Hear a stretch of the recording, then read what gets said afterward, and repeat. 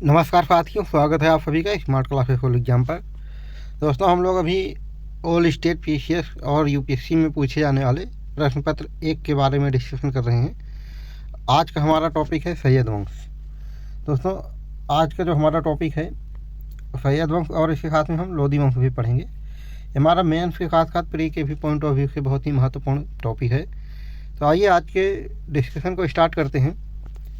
सैयद वंश दिल्ली सल्तनत में 1414 से 1451 ईस्वी तक था।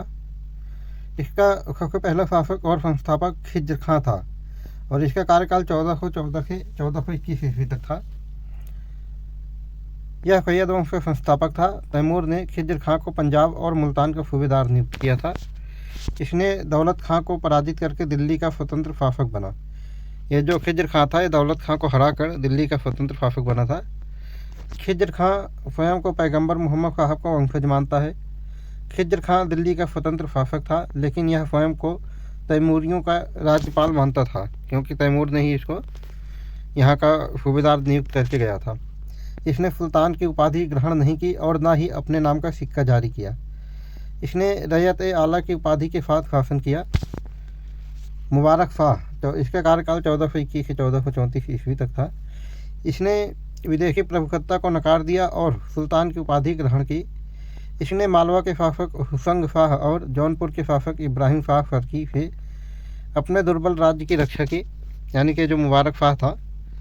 इसने मालवा के शासक हुसंग शाह थे और जौनपुर के शासक इब्राहिम शाह फर्की थे, उनके अपने राज्य की रक्षा की और इसका राज्य उसमें बहुत ज़्यादा मजबूत नहीं था, फिर भी इसने रक्षा की। दिल्ली का एकमात्र सुल्तान है जो अपने पिता के जीवन काल में सुल्तान बना था, ये मुबारक शाह। मोहम्मद शाह, इसका कार्यकाल 1434 से 1443 ईस्वी तक था। इसके समय में 1440 ईस्वी में मालवा के शासक महमूद शाह खिलजी ने दिल्ली पर आक्रमण किया।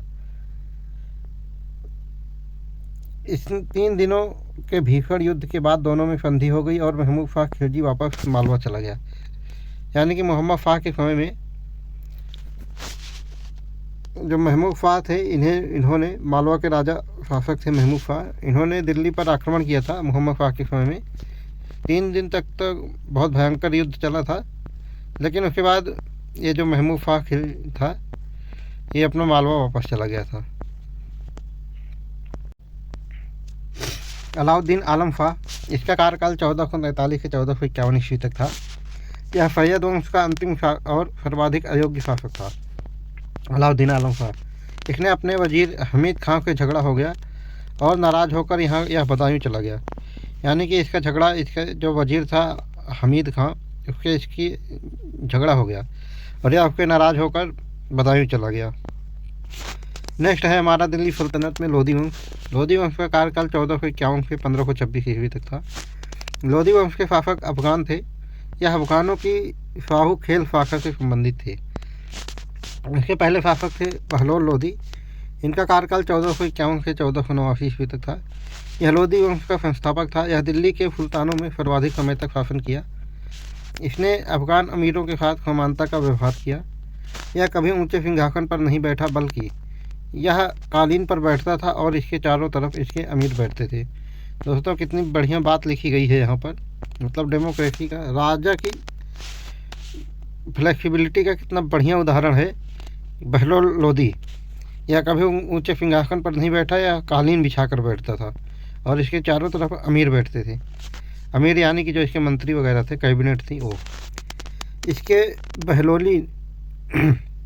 इसने बहलोली नामक चांदी की मुद्रा प्रचलित की, जो टंका के मूल्य का 1/3 थी। यह अकबर के समय तक विनिमय की माध्यम बनी रही।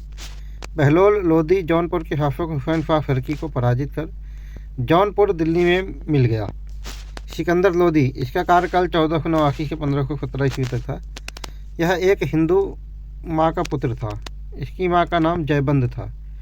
जो सिकंदर लोधी है, इसका कार्यकाल 1489 से 1517 ईस्वी तक था। इसकी माँ एक हिंदू थी जिसका नाम था जयबंद। 1504 ईस्वी में इसने आगरा नामक नगर की स्थापना की और उसे अपनी राजधानी बनाया। यानी कि आगरा की स्थापना किसने की? सिकंदर लोधी ने की। कब की थी? 1504 ईस्वी में। इसने गज ए सिकंदरी नामक एक प्रमाणिक नाप की इकाई का प्रचलन किया। इसने अमीरों और असहायों को भत्ता देने की व्यवस्था की और जब यह अपने कपड़े और बिस्तर बदलता था तो उसे बेच देता था, उसके अनाथ कन्याओं का विवाह कर देता था। वाह क्या शासक है, मतलब ऐसे शासक अब भी नहीं है सिकंदर लोदी की तरह। जब यह अपने कपड़े बदलता था, पहला नंबर तो जब ये गरीबों और असहायों को भत्ता देता था, और जब अपने कपड़े और बिस्तर बदलता था तो उसको बेच कर ये गरीब कन्याओं का विवाह करने के लिए पैसा डोनेट कर देता था। कितना बढ़िया शासक था दोस्तों। अब तो रजिस्टरों में खाली होता है, बाकी तो अधिकारियों और मंत्रियों के जेब में जाता है। यह एक कवि था। यह फारसी भाषा में गुलरुखी उपनाम से कविताएं लिखता था सिकंदर लोदी। अगले हैं हमारे शासक दिल्ली सल्तनत के इब्राहिम लोदी। इनका कार्यकाल 1517 से 1526 ईस्वी तक था। यह दिल्ली सल्तनत का लोदी वंश का अंतिम शासक था। गद्दी पर बैठते ही इसने ग्वालियर अभियान किया और यहाँ के शासक विक्रमजीत को पराजित करके इसके अपने अधीन कर लिया। यानी कि ये जो इब्राहिम लोदी था, जैसे ही गद्दी पर बैठा इसने ग्वालियर पर अटैक कर दिया और वहाँ का जो शासक था विक्रमजीत, उसको पराजित करके उसको यानी कि ग्वालियर को अपने अधीन कर लिया, ग्वालियर को भी और विक्रमजीत को भी। इस विजय से उत्साहित होकर इसने मेवाड़ अभियान किया, लेकिन यहाँ के शासक राणा सांगा से पराजित हुआ।